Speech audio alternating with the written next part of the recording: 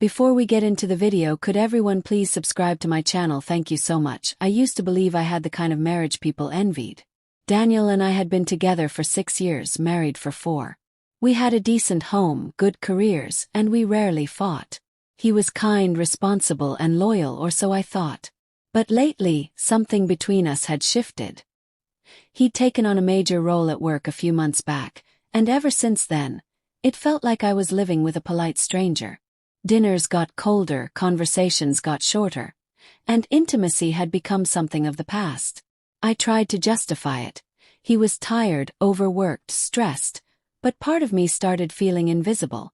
When his office invited spouses to a company dinner, I almost didn't go. But I forced a smile, wore a dress I knew he used to like, and told myself maybe this would be a chance to reconnect. That night, he was glued to his coworkers, barely noticed I was there. And that's when I met Lucas. He introduced himself as Daniel's colleague from the new project team. He was confident, warm, and surprisingly attentive. When I spoke, he actually listened. Not just nodded absent-mindedly, but truly heard me. Caught me off guard. I hadn't felt seen like that in a long time. At the end of the night, Lucas offered to walk me to the car. It was innocent enough. Still, there was something about the way his eyes lingered just a second too long, or the way he said, "You deserve to be noticed," that stayed with me. I didn't mention him to Daniel. Not because I had anything to hide, but because I knew he wouldn't care. And maybe that hurt even more. Over the next week, Lucas sent a message thanking me for the conversation. Harmless. I responded politely. He replied with a joke. I laughed. It became a casual thing. Funny texts, little exchanges. I kept telling myself it was nothing. A married woman can have friends.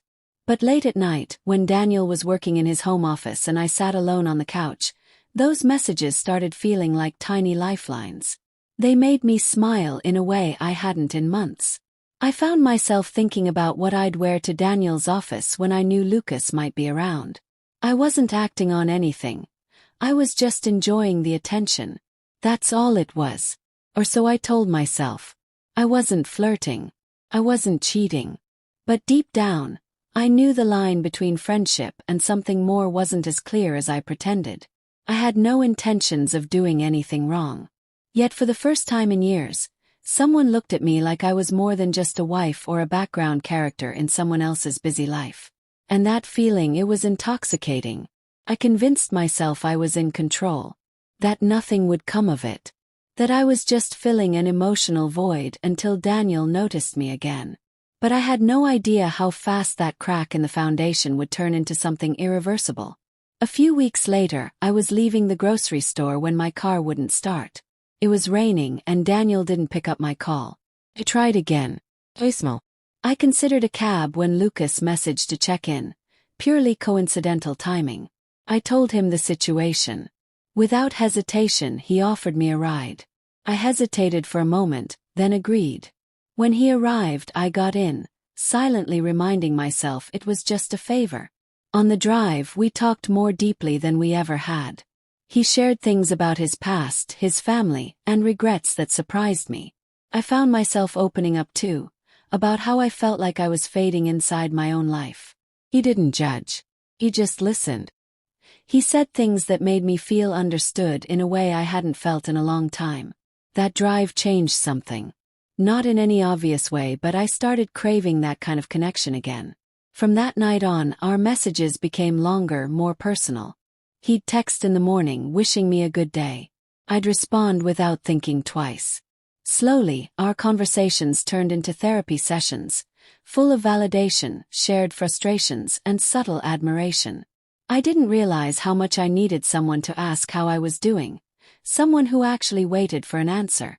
I still told myself this wasn't cheating. It wasn't physical. We hadn't even touched since that ride. But I began to notice how I'd light up when I saw his name on my phone. Daniel remained distant. More late nights, less communication. When we spoke, it was logistics. Groceries, bills, appointments. I began comparing every word, every gesture. Lucas complimented my ideas. Daniel barely heard them. Lucas remembered small things I'd said. Daniel forgot big things I'd cried over. I wasn't angry at my husband. I was just tired. Tired of waiting to matter again. One weekend, Daniel promised to fix a broken cabinet but forgot. Lucas offered to come by and take care of it. I agreed, again rationalizing it. Just a helpful friend. He worked quietly while I made coffee. We laughed. He told me I looked beautiful even in sweatpants. That moment should have triggered alarms, but I only felt warm inside. For the rest of the day, I replayed those words more than I'd like to admit. I started putting effort into how I looked again. Not for Daniel but for myself, or so I claimed. In reality, I was hoping Lucas would notice. When I picked out outfits, checked my phone with a little more excitement, or smiled at a message, I never said it was because of him. But it was. I hadn't crossed a physical line, but I knew where this was heading. I wasn't just drifting anymore. I was choosing not to steer away. And deep down, I feared I wouldn't stop it even if I had the chance. Lucas confessed it one afternoon in a message that stopped me cold. He said he was falling for me. Not in a flirty, casual way, he meant it. I stared at the words, heart racing, unsure if I was thrilled or terrified. Part of me had been waiting for this, yet when it came, I didn't know how to respond. I told him I didn't know what I wanted, that I was confused and overwhelmed. He didn't pressure me.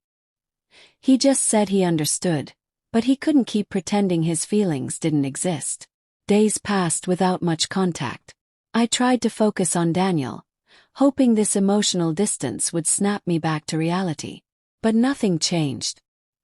He didn't notice I'd gone quiet. Didn't see I was pulling away. I felt like a ghost living inside our marriage. Then Lucas texted again, saying he was sorry that he missed talking to me. Against my better judgment, I replied. The emotional wall cracked, and everything spilled out. We met again. Talked for hours like we always did. But this time something shifted. The tension wasn't just emotional, it was physical. When he reached out and pulled me into a hug, I didn't pull away. The hug turned into something else. Our kiss felt inevitable. I knew it was wrong, but in that moment, nothing had ever felt more right. When it ended, I cried. He apologized not for the kiss but for the pain it caused me. He said he didn't regret loving me. I didn't say I loved him back, but I also didn't say stop. I avoided him for days after. Told myself it was just a mistake, a moment of weakness. But the damage was done. I'd crossed the line I promised myself I wouldn't. Daniel barely noticed my silence. He was buried in meetings, traveling more, sleeping less. I wondered if he even felt me slipping away. Then it happened. Daniel was out of town for work. Lucas showed up unannounced, saying he just needed to see me. I should have turned him away, but I didn't. We talked, drank wine, and before long, the distance between us disappeared. I didn't resist. I didn't pause. I made the choice, fully aware of what I was doing. We spent the night together. It was passionate, intense, and deeply tangled in emotion. But when I woke up, shame covered me like a second skin. He told me he wanted more than just a secret. He wanted to be with me openly, no hiding. But I couldn't answer. All I could think about was how far I had fallen. I told him I needed space. That I didn't know what came next. He nodded, though his eyes said more. That night, I crawled into bed alone and wondered if I had just destroyed everything. Not because of Lucas, but because I let myself get so lost that I didn't care what the cost would be. I avoided them both. I stopped responding to Lucas's messages, letting his words sit unread while guilt tightened its grip around my throat. I couldn't face Daniel either. I went through the motions of our life like a stranger. Silent, mechanical, numb. I thought silence would buy me time, but it only gave space for everything to rot. I started to forget what normal felt like. I wasn't living. I was waiting for the collapse I knew was coming. The message that shattered the illusion came late at night. Daniel had picked up my phone by accident, thinking it was his. There it was. A single unread message from Lucas. 4 words. I miss you. Please. I saw it in his eyes the moment he read it. Confusion, then clarity, then heartbreak. He didn't yell. He didn't ask questions. He just looked at me like he didn't recognize who I was. I tried to explain, but there are no words that can make betrayal sound like anything other than what it is. I admitted everything. I didn't spare myself. I told him the truth, raw and ugly. That it wasn't just one night. That it started long before the physical act. That I let it happen. He said nothing. Just packed a bag and walked out. That silence hurt more than screaming ever could. In that moment, I realized I had destroyed the only version of my life I ever thought I wanted. Lucas kept reaching out, but I didn't reply. The more I sat with the fallout, the more I realized I wasn't ready to choose him. He wasn't the solution. He was just the distraction I let grow into something unmanageable. Whatever we had, it didn't survive in the real world. Once Daniel left, Lucas faded. Slowly at first, then completely. No confrontation, no closure. Just silence. I lost them both. But that wasn't the worst part. The worst part was losing myself. I looked in the mirror and saw someone I didn't respect. I wasn't just unfaithful. I was dishonest, impulsive, weak. My family found out eventually. Someone always talks. Their disappointment was quiet but heavy.